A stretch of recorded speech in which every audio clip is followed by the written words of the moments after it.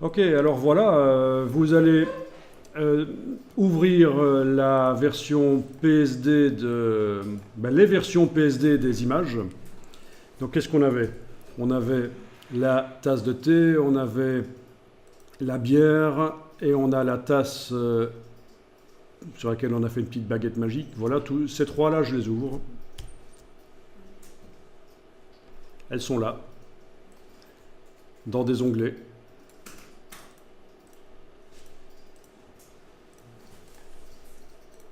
Gardez bien l'image comme ça, flottante. Ne faites pas F pour la mettre plein écran. Gardez-la flottante.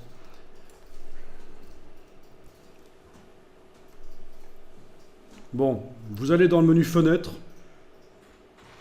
Vous demandez Réorganiser. 4 vignettes.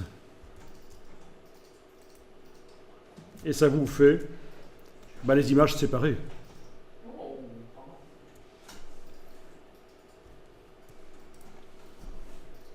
Vous prenez l'outil de déplacement de pixels, en haut à gauche dans la palette des outils.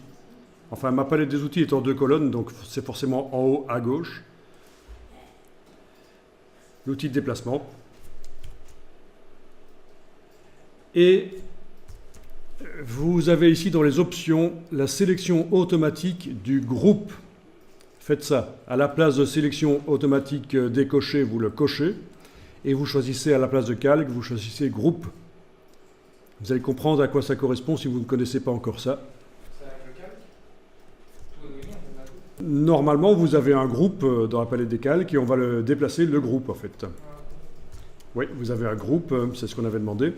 Donc quand vous prenez ça, vous déplacez vers l'image blanche, vous obtenez un groupe.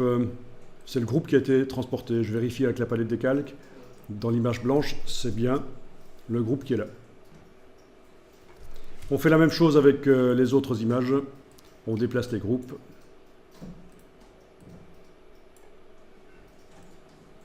Bien. Alors pourquoi? Oui, très bonne question. Voilà. C'est très intéressant. Ici, c'est donc mon image blanche dans laquelle j'ai amené les 3 tasses et verres. Je fais touche F et vous avez remarqué que il y a des choses bizarres. Dans mon cas, la bière est devenue bleuâtre. Pourquoi? Ah tiens, j'avais oublié de mettre la tasse de thé dans un groupe. C'est pas grave. Alors pourquoi est-ce que la tasse est devenue bleue? C'est parce que dans le groupe ici, pourquoi est-ce que ma bière est devenue bleue? Parce que dans le groupe de la tasse, ici, j'ai un calque de réglage qui transforme la tasse en bleu. Vous la voyez?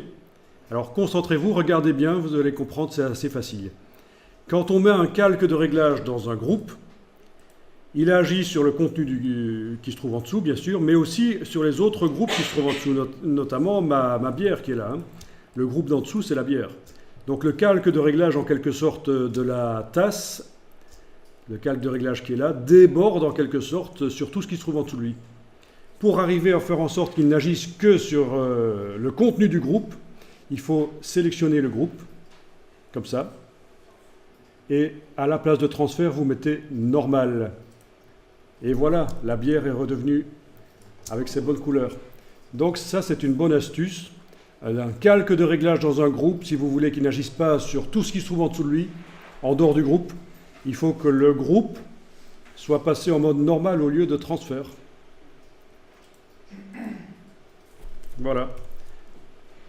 On va vérifier que le groupe de la bière ici est aussi en mode normal, tant qu'à faire. Parce que si jamais il y a à un certain moment des choses qui se mettent en dessous,